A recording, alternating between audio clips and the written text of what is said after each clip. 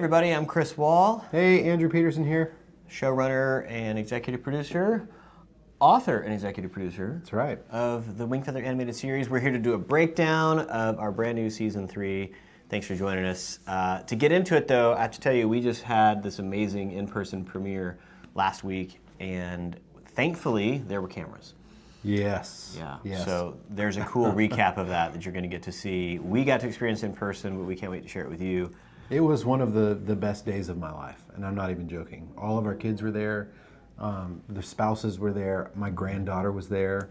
It was like just walking around and experiencing this was amazing, and you'll see why when you watch this. Yeah, so super cool. Mm-hmm. We've also started a new podcast that Andrew and I were launching just a month or so ago, and a lot of you have really taken to it. It's a great way to meet all these great people that we get to work with. There's these, tens of almost 100 artists backstage, right, making what we get to enjoy, and we want to bring you behind the curtain on that. So new episodes coming every week, and here's just a little trailer for you to check it out. So check this. Hey there, I'm Chris Wall, executive producer and showrunner of the Wingfeather Saga animated series, and I want to invite you to check out our brand new official Wingfeather podcast. I'm going to take you behind the scenes and let you meet the people that I get to interact with daily. These amazing artists, the writers, the actors. I think you'll enjoy hearing the heart of what they get excited about. We hope you'll tune in and just really get to see what it looks like to make an animated series like this independently in Nashville, Tennessee. People full of passion. Getting to tell a story that we know you're going to love. So get your families, have a watch, have a listen to the official Wingfeather podcast.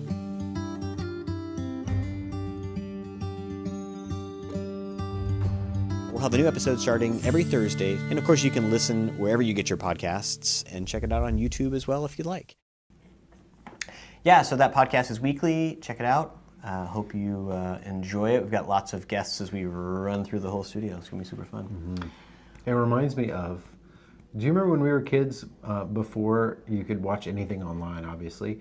Every now and then, like on NBC, they would show the making of Raiders of the Lost Ark or whatever. I was glued to the TV those nights. It felt like I was, getting a glimpse behind the curtain. I think we kind of take it for granted now that you can see this stuff. But back in the day, it was so fascinating.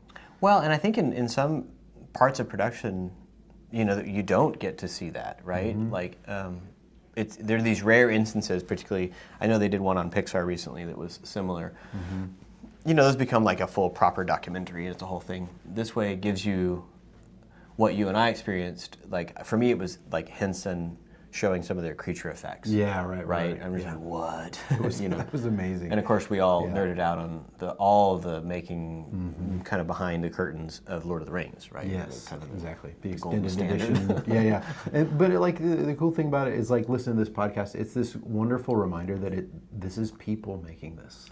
Yes. It's human beings working really hard for months on something they believe in. It's really, really cool to listen to this stuff. Yeah. So season 3 is rolling out, and episode 1 and 2 are out in the world, and we're so proud of our team and what's happened here. We want to spend some time kind of breaking down. We'll start with episode 1 and talk about some of the new things in this episode. So if you have not seen episode 1 or 2, big spoilers, here they come. If you've already seen 1 and 2, then here we go. Let's do this. It is, of course, streaming now at Angel, and I think you'll love it if you haven't seen it. Have fun. All right, so right away, the first big thing to talk about is we're obviously going to tell this part of Kalmar's story differently. And we talked about this a bit. That in the novels, he steps out of the black carriage and makes a decision, and then we kind of move on. And I asked you, I said, hey, could we open this up? And you were so generous to say, well, what are you thinking? And we started kind of pitching the idea of, could we somehow get inside his little head and heart to understand what led to the choice he's going to make later. Yeah, in the books it's intentionally vague. Like, I really wanted Cal's decisions to be off camera. So Janners find out, and part of it too is like when you're writing a book, I wanted to stay in Janner's perspective and to discover this, so the reader is discovering it along with Janner. But you have to change that a little bit with a TV show, and it's so cool to see it play out it's kind of scary to me too to see it play out. Like it's you can feel the dread. Yeah. You know what I mean? Of like, if you know the books, especially if you know the story already, to see like, no, Cal, don't do it. Like you're just trying, you're like willing him to not make these decisions. But yeah, it's pretty cool to see it fleshed out. So in the first episode, I had felt like I wanted to see some of his spunk before he gives up, right? Some of his, so what I pitched to the team when we talked about this was, I want him frustrated that Claxton didn't follow the rules. Because he had the pwn. What are you talking about? I'm in charge. And Claxton just threw that aside, broke his own Strander, the one rule of the Stranders, right? Yeah. And threw him in a black carriage and like and frustrated himself. Like I could have turned to Mom and Grandpa and I chose, and then I got betrayed. So it was just like bad decision, boom, boom, boom, and all these consequences. And I thought, could we start with him frustrated first? And have a little fire in him that we get to see right out the gate here in episode 1, and then see where that goes. Right. Over and part of it too is that his frustration is a mask for the shame that is starting to shape him a little bit. You know. So yes, he's frustrated, but because he's trying probably to keep his mind off of the fact that he knows he made some really dumb choices. He wants to blame other people at this point. Yeah.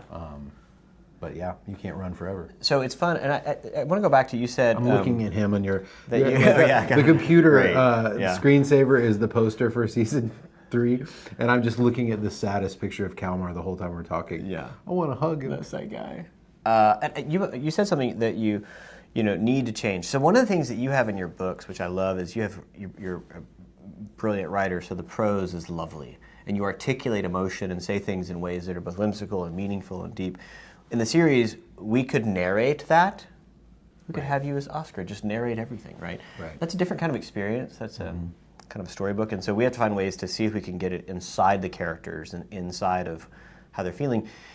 And it's an opportunity for a fresh telling of it. You know, so one of the things that we've talked about in the animated series for people who are like, you gotta follow the books exactly, is like, we do in the major things that happen, but how we get there is the opportunity to give you guys a fresh experience.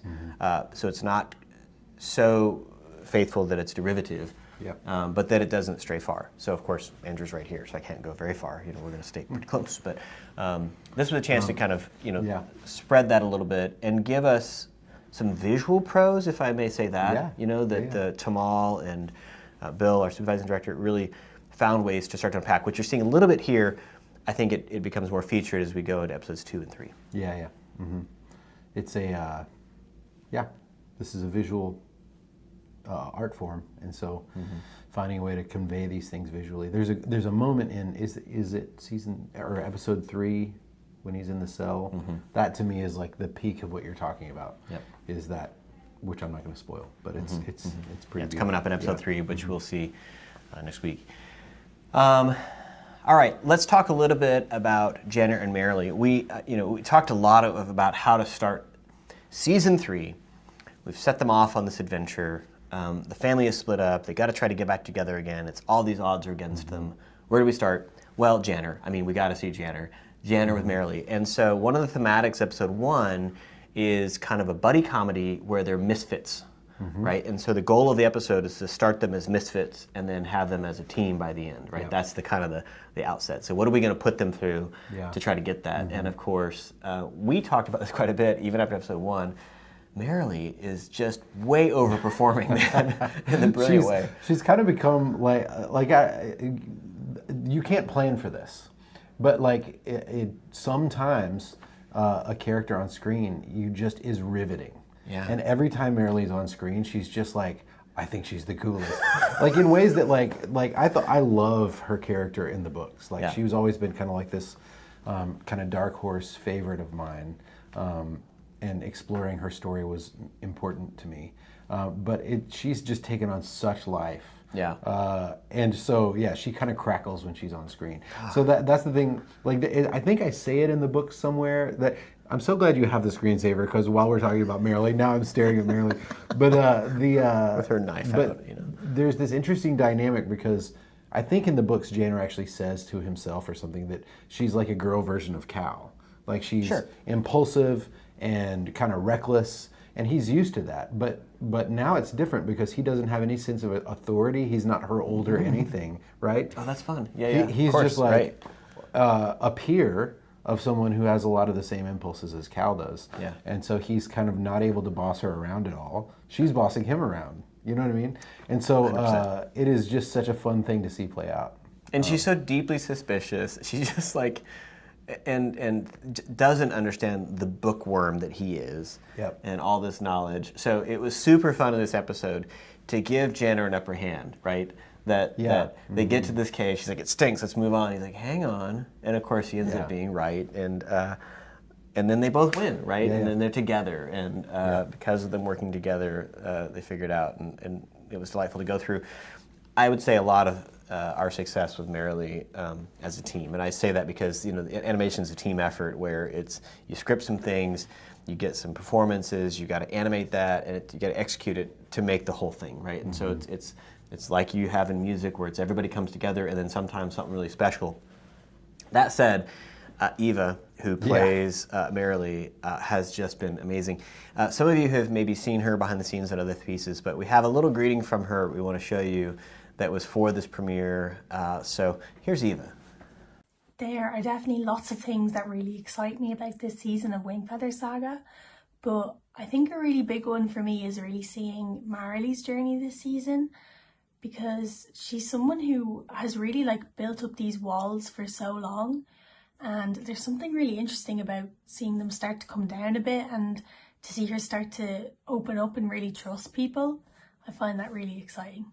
It's so hard to just pick a few words to describe the season, but I think I'd have to say definitely action-packed, exciting, and epic. Each season, the animation and storytelling definitely continues to evolve, but this season in particular, I feel like there's a bit of a change in scenery, and every single scene just looks epic.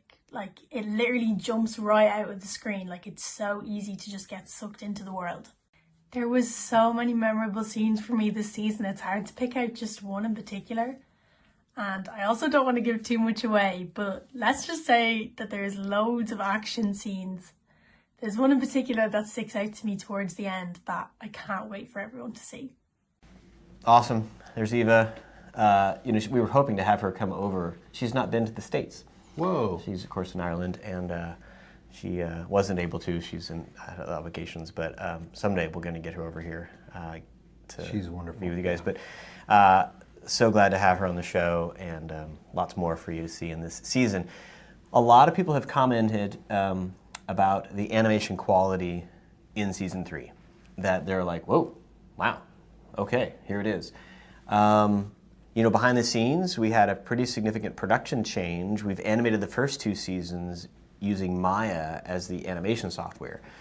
This season, we are the only studio in the United States that we know of. We've talked to Epic, who makes Unreal, but using Unreal Engine for character animation now. And so it's funny because we introduced that to the animators. Hey, we're going to use a new tool. It's like handing you a new instrument, and going, whoa, hey, hold on. Yeah. And they at the time we told them, a lot of them said, well, I'm going to go on another project. They were so like, I have one tool I play, man. But so many of them leaned in, and they've all figured it out, and so that has enabled a significant lift in just kind of the quality of what we're able to do, because it's in one ecosystem, one thing. And you're going to see a lot more this season, but episode 1 out the gate already had that. Yep. The abominable cave, was a real big challenge that was super fun to kind of take on and figure out. But I've noticed in some of the comments for the trailer and for the 9 minutes that we released a little early, that kind of stuff. The people,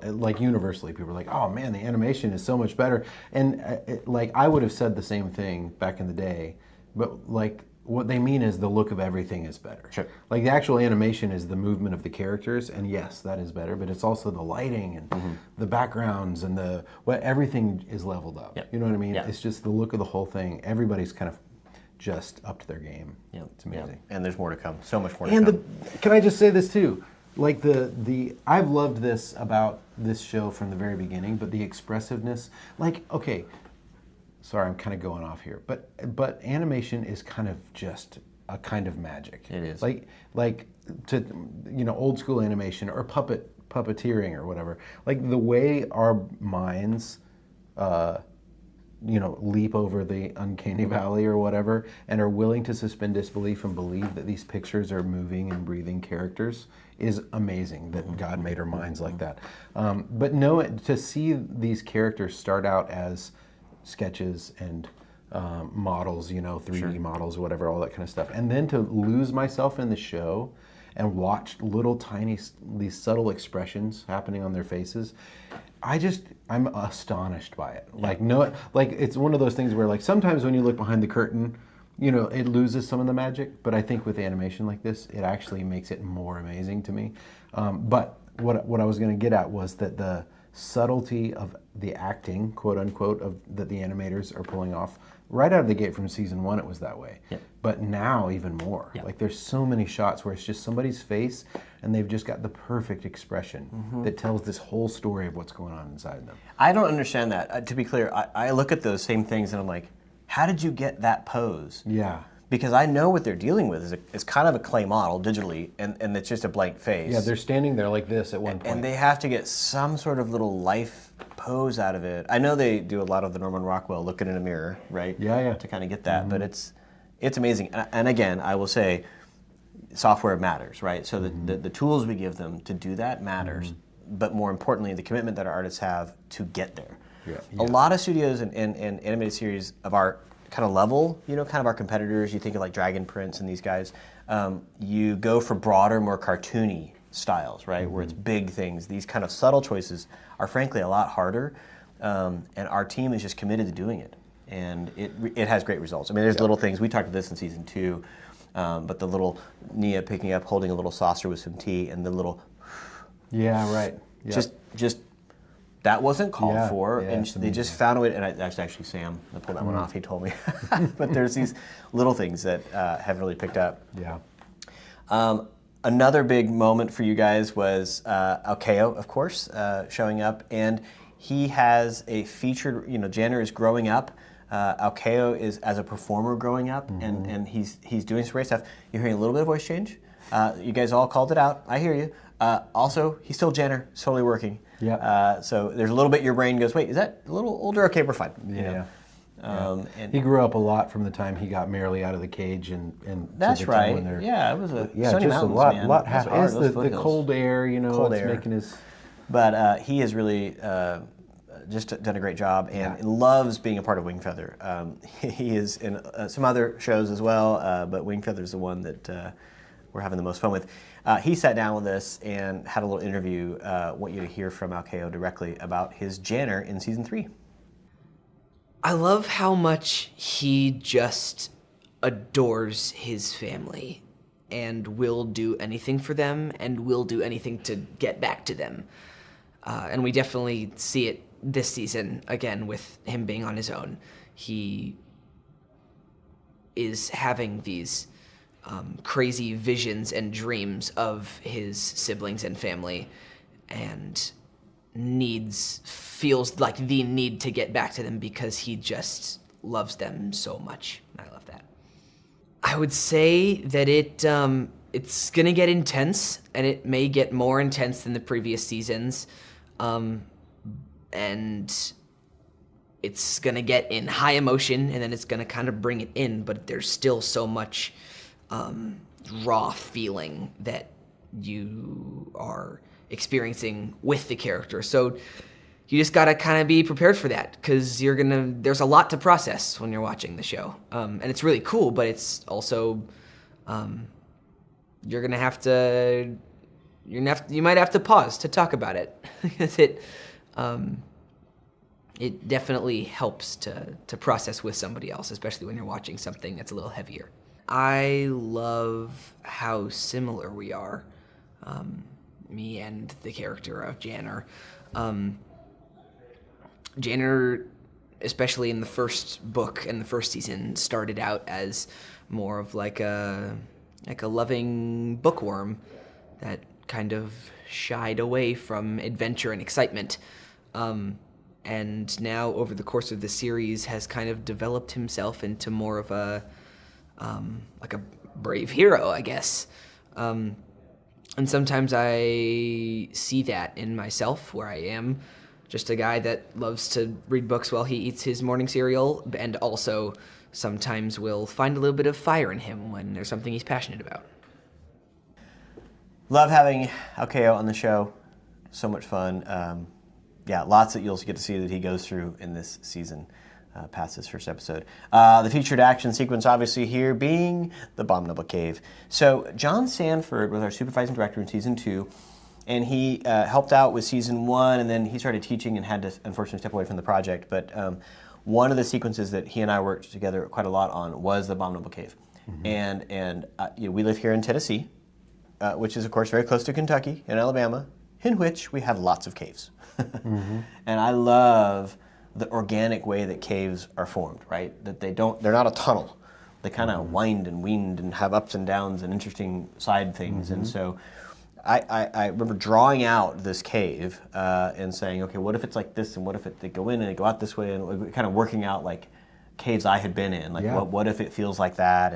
And then John took it from there and built out this, and of course we wanted to scatter it with lots of bones, Mm-hmm. And then I was really committed to making the Abominable both dumpy and lumpy and scary, right? Yeah. Which is what I felt like I had from your book and from Creaturepedia. When he comes walking in, though, I felt like I pushed maybe as far as I could go, dragging a wolf carcass and then going to munch on it. Like, it's so scary. It's a little off screen. No, it's great. Like we kind of hide it so it's not right there. But like, how far could we go, and how terrifying would that be, right? Well, I mean, they're thinking this is what it will do to us if it catches us. That's right. Yeah. Set the stakes really clear. Yeah. I love how much time y'all spent on this scene. I was thinking about, I remember hearing I was watching a Pixar documentary about The Incredibles. Okay. And the sequence when Dash is running and he figures out that he can run on water. Do you remember what I'm talking about? Oh, yeah. I mean, it's one of my favorite parts where he kind of laughs. He's like, I can't believe I can do this. But that whole sequence, the chase scene, and the kids are beginning to use their gifts, that kind of thing. Very little dialogue. It's all just you're seeing this, and you as the audience. Figuring it out. And I remember hearing somebody say something, in the interview saying, that's filmmaking. Is because you take this idea and you dive into it and you stretch it out and you come up with all of these little gags and fun little things that happen, which that's not book writing. Like, it would be so boring if I tried to describe everything that happens in this scene in a book. It wouldn't work. Yep. We've read those books and they're not good. Yeah, but so to be able to stretch it out and have to draw the cave out and little beats in the process where it's like, oh no, he's stuck here, and how is he going to get out of here? Is just, it's amazing to me to see it happen. So for it to be like a featured moment in this episode, it gave me the feeling of watching Raiders of the Lost Ark or something. Also, we had the good Star Wars joke. The good Star Wars joke. Yeah. There's a couple of them this season, to be honest. We also had the terrifying first encounter with a new character and creature that we won't see for a while, a cloven. Oh, that's right. That's right. Yep. It's also scary. And we didn't describe it, we just kind of gave you a little bit of it. Mm-hmm. And that was some broader thinking around, what else has been happening in the Phoebe Islands, right? Right. And, well, I bet, and then just kind of, that'll show up a bunch of times throughout the season. And it was kind of a fun exploration. Because if the fanging doesn't always work, which, it's not a science. Yep. That there are going to be. So that character, all right, here's behind the scenes.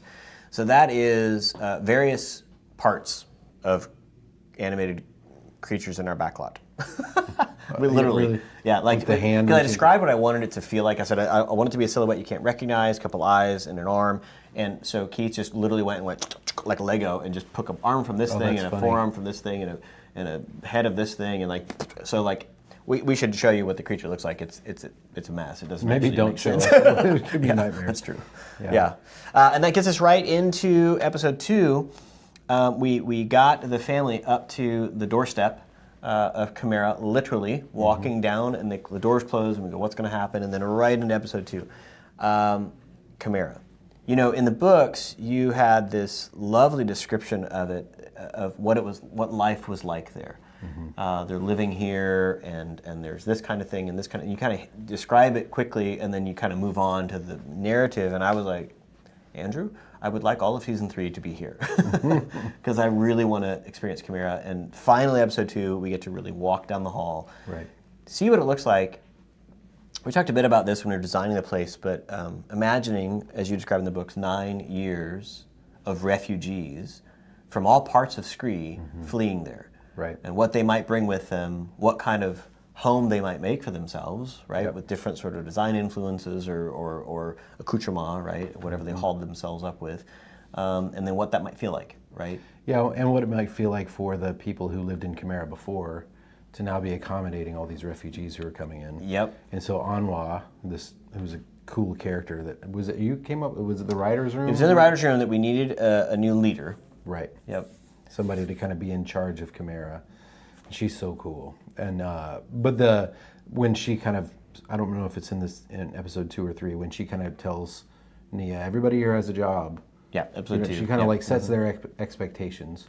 And it's like, this is, in some ways, it conveys to me that like, okay, we've had to figure out a way to make this work. Yeah, right. And we're going to make it work. You're welcome here, but here's how it's got to be. We only have so much garp chowder. Yeah.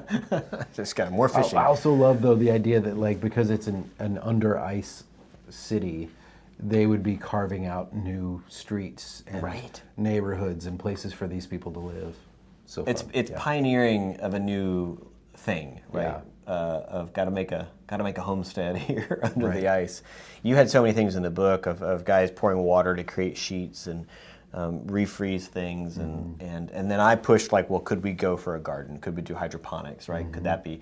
I don't know if it works, but could we thin the ice or sunlight? And we do a little, So it just was really pushing. You had the great fireplace. And could you have fire? Well, yeah, if we did rock, and imagine that's part of probably some underground, there's rock somewhere, and yeah, super fun to think about all the ways that Chimera could live. And then we introduce, of course, that Gammon is a part of the story. So he shows up, introduces himself to Merrily and Jenner, and we know that Gammon's a part of Chimera, and so here comes this amazing character.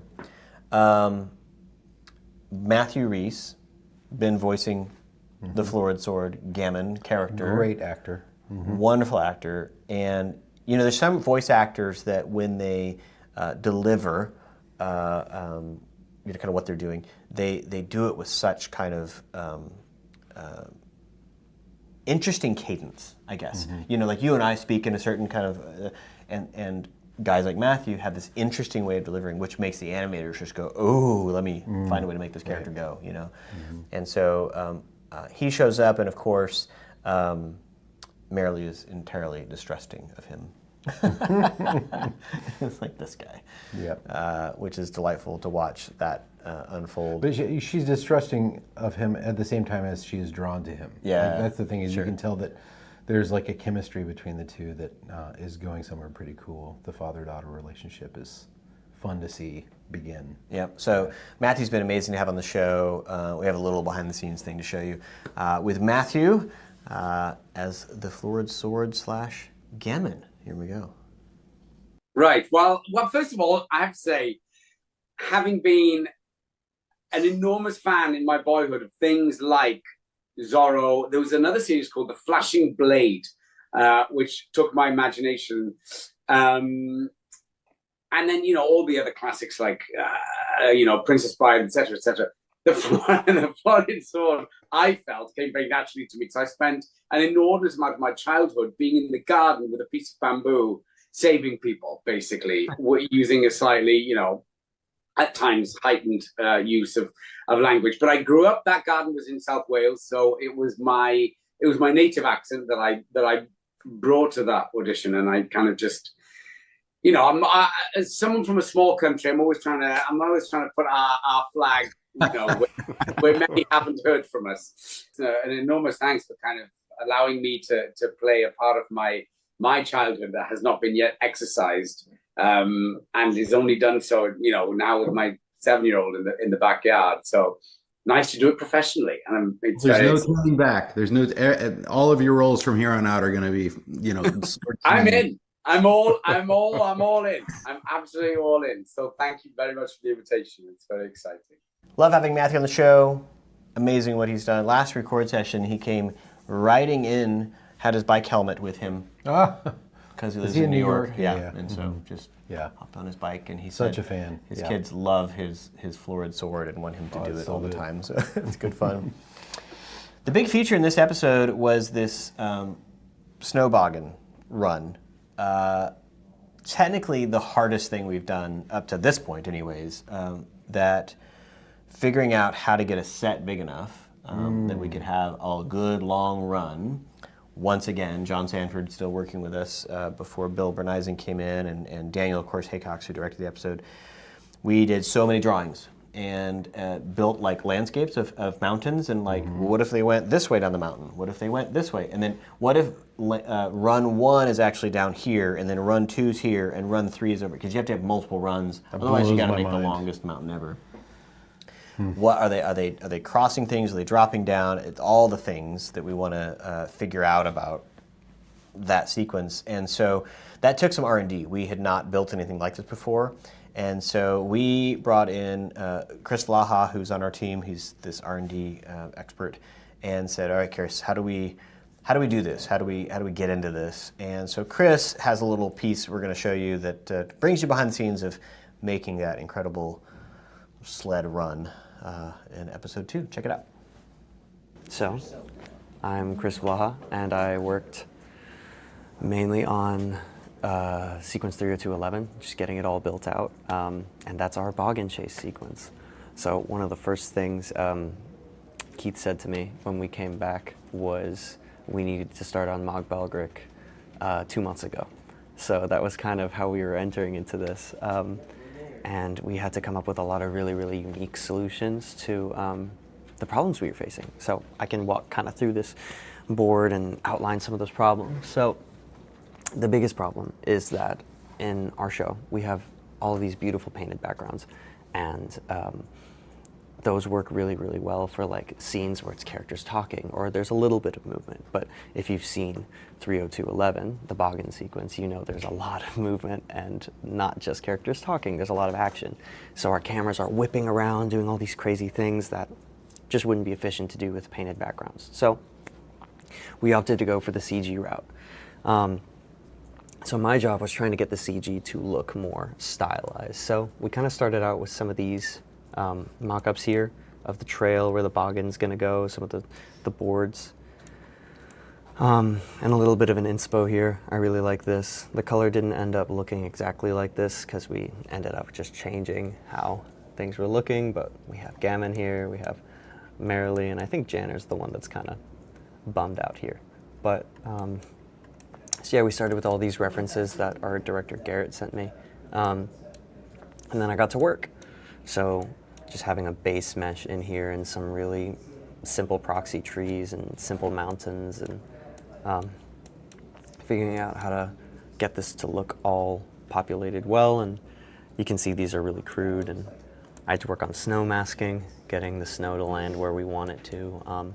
But excuse me, you'll see started progressing here. Had some paint overs from our art director Garrett, kind of showing what we're looking for here, getting some lighting going in here, and eventually mocking up. This was the original sort of mesh we had in here for the whole slope scene, which we find up here is this mesh. But then as I was watching through the storyboards, I realized, okay, there's a lot more that happens, so we need this whole area reflected in a board here. So then I just got to work building out some rocks, snow, adding it all together. I was pretty proud of this when we got here, but this was not nearly high fidelity enough. So kept pushing, kept going back and forth with Garrett, getting some more advanced snow shaders in here that I was working on, blocking out areas for trees to be. It all looks very silly behind the scenes. And then getting some higher fidelity mountains in here and painting those. Getting close to what we'll see in the final product. As you'll see, not without its issues. We have some floating heads here. Making some trees that look closer to our paintings. And then we get what we have here. So this is what you'll be seeing pretty much in episode 2, without any sort of color grading like at the end and post, but this is 99% of the way there. If I fly out of this shot, you'll see here it's a little dark. I'll turn the lighting off, but we have our whole scene in here where we can fly around and shoot wherever we want. We can go in any sort of trees from any angle.